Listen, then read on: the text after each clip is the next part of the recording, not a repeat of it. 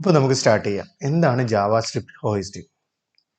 JavaScript hoisting is a behavior in JavaScript where variables and function declarations are moved to the top of their containing scope during the compilation phase before the code is executed. എന്ന് വെച്ചാൽ JavaScript hoisting എന്ന് പറയുന്നത് ഒരു JavaScriptന്റെ ഒരു ബിഹേവിയറാണ്, ഒരു സ്വഭാവമാണ്. എന്താണ് സ്വഭാവം?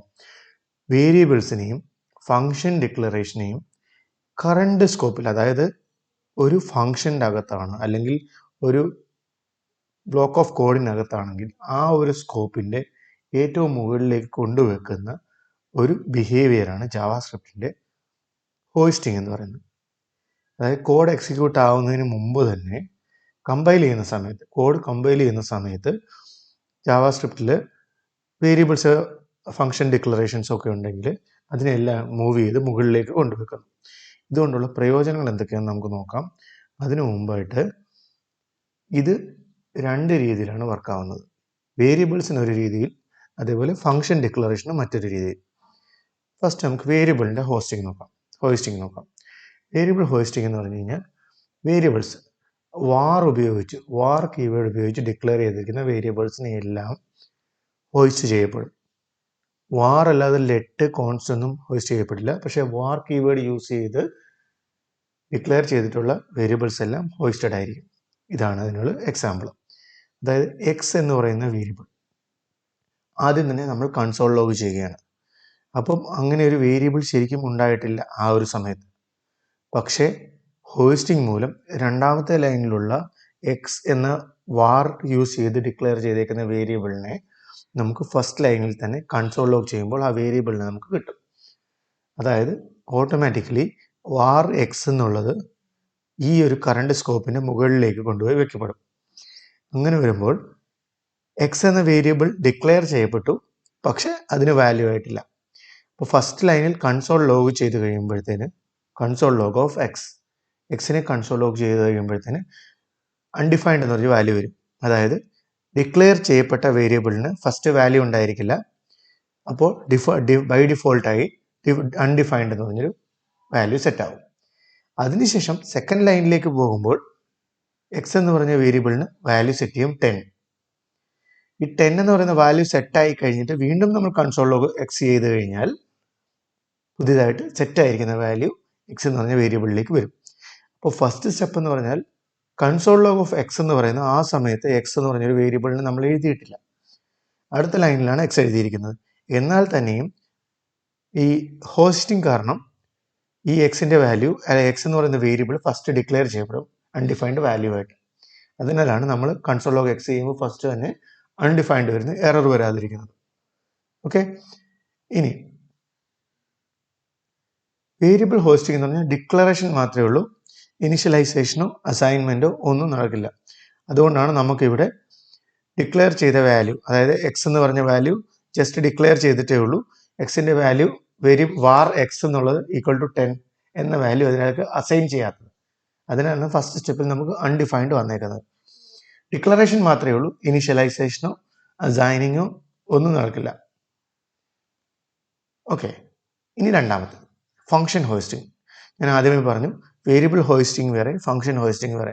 രണ്ടും രണ്ട് രീതിയിലാണ് വർക്കാവുന്നത്. ചില സാമ്യതകളുണ്ട്, എന്നാലും ഡിഫറൻസസ് ഉണ്ട്. നമുക്ക് നോക്കാം. ഫങ്ഷൻ ഡിക്ലറേഷൻസ് വേരിയബിൾ ഹോയിസ്റ്റിങ്ങിനെ പോലെ തന്നെ കണ്ടെയ്നിങ് സ്കോപ്പ്, ഇപ്പോൾ നിലവിലുള്ള സ്കോപ്പിൻ്റെ മുകളിലേക്കായിരിക്കും കൊണ്ടുവെക്കുന്നത്. നിങ്ങൾക്ക് ഒരു ഫങ്ഷൻ കോഡിൻ്റെ അകത്ത് വരുന്നതിന് മുമ്പ് തന്നെ നിങ്ങൾക്ക് ആ ഫങ്ഷനെ കോൾ ചെയ്യാൻ പറ്റും. പക്ഷേ ഡിഫറൻസ് ഉണ്ട്. അതായത് സേ ഹലോ, ഈ ഫങ്ഷൻ ഫസ്റ്റ് കോൾ ചെയ്തു, പിന്നീടാണ് ആ ഫങ്ഷൻ ഡിക്ലെയർ ചെയ്ത് വെച്ചിരിക്കുന്നത്. പക്ഷേ ഈ സേ ഹലോ എന്ന് പറഞ്ഞ ഫങ്ഷൻ മുകളിൽ ഡിക്ലെയർ ചെയ്ത് വെച്ചേക്കുന്നു, താഴെയാണ് അതിൻ്റെ ഡീറ്റെയിൽസ് ചെയ്തിരിക്കുന്നത്, അല്ലേ? ഈ ഫങ്ഷൻ്റെ ഡെഫിനിഷൻസ് എഴുതിയിരിക്കുന്നത് താഴെയാണ്. പക്ഷേ മുകളിലത്തെ സേ ഹലോ നമ്മൾ കോൾ ചെയ്ത് കഴിഞ്ഞാലും ആ ഫങ്ഷൻ്റെ ഡിക്ലറേഷൻസ് എന്തൊക്കെയാണോ അതിനെ കോൾ ആവും.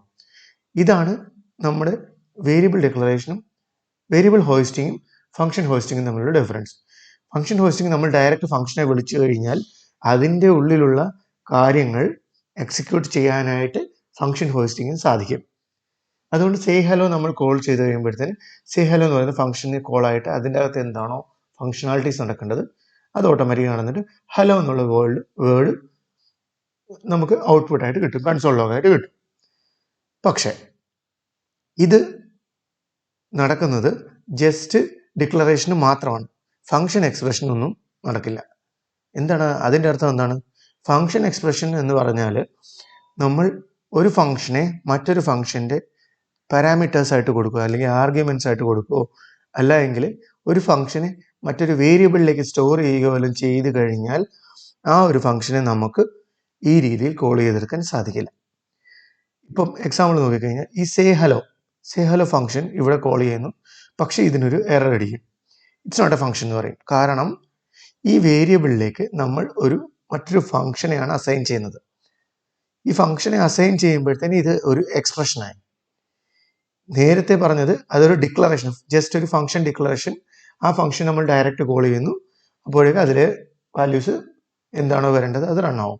പക്ഷെ ഇവിടുത്തെ കേസ് എന്ന് പറഞ്ഞാൽ ഇതൊരു എക്സ്പ്രഷനാണ്. എക്സ്പ്രഷൻ എന്ന് പറഞ്ഞാൽ ഈക്വൽ ടു ഈ ഒരു വാല്യൂ ഇങ്ങോട്ട് സെറ്റ് ചെയ്യുകയാണ്, അല്ലെങ്കിൽ ഈ ഒരു ഫംഗ്ഷനെ വേറെ ഫംഗ്ഷന്റെ ആർഗ്യുമെന്റ് ആയിട്ട് പാസ് ചെയ്യുകയാണ്. ഇങ്ങനത്തെ കേസൊക്കെ വരുമ്പോൾ ഇത് എറർ അടിക്കും, നിങ്ങൾക്ക് കിട്ടുന്ന എറർ ആയിരിക്കും ഇറ്റ്സ് നോട്ട് എ ഫംഗ്ഷൻ എന്ന് പറയും. ഇതാണ് ഫംഗ്ഷൻ ഹോയിസ്റ്റിങ്ങിലുള്ള രണ്ട് ഡിഫറൻസ്. ഈ കേസ് ആകുമ്പോഴത്തേനും ഓട്ടോമാറ്റിക്കായിട്ട് നമുക്ക് വാല്യൂ കിട്ടും, പക്ഷെ എക്സ്പ്രഷൻ ആകുമ്പോഴത്തേനും നമുക്ക് അതിനെ ഹോയിസ്റ്റിംഗ് ചെയ്യാൻ സാധിക്കില്ല. ഓക്കെ, ഹോയിസ്റ്റിംഗ് വർക്കാവും, പക്ഷേ നമുക്ക് എന്താ പറയുക, നമുക്ക് ചിലപ്പോൾ കൺഫ്യൂഷൻസ് മൂലമോ അല്ലെങ്കിൽ കുറേ ലൈൻസ് ഓഫ് കോഡ് എഴുതിയിട്ട് നമ്മൾ ഇടയ്ക്ക് എവിടെയെങ്കിലുമൊക്കെ പോയി ഡിക്ലെയർ ചെയ്യുന്ന കാരണം നമുക്ക് കൺഫ്യൂഷൻ വരാൻ ചാൻസ് ഉണ്ട്.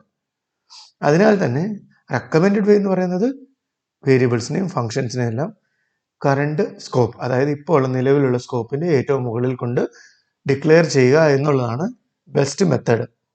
ഈവൻ ദോ ഹോയിസ്റ്റിംഗ് വർക്കാകും, പക്ഷേ ഇതാണ് ബെസ്റ്റ്. കാരണം നിങ്ങൾക്കൊരു കൺഫ്യൂഷൻ ഉണ്ടാവാതെ നിങ്ങൾക്ക് പറ്റുന്ന രീതിയിൽ, അതായത് നിങ്ങൾക്ക് പിന്നീട് എറർ ഉണ്ടാവാതിരിക്കാനും അതുപോലെ ആംബിഗ്യൂറ്റി ഉണ്ടാവാതിരിക്കാനും ഒക്കെ നിങ്ങൾക്ക് ഇത് ഡിക്ലെയർ ചെയ്യുന്നത് ഏറ്റവും ടോപ്പ്, കറണ്ട് സ്കോപ്പിന്റെ ഏറ്റവും ടോപ്പിൽ ഡിക്ലെയർ ചെയ്യുന്നതായിരിക്കും നല്ലത്.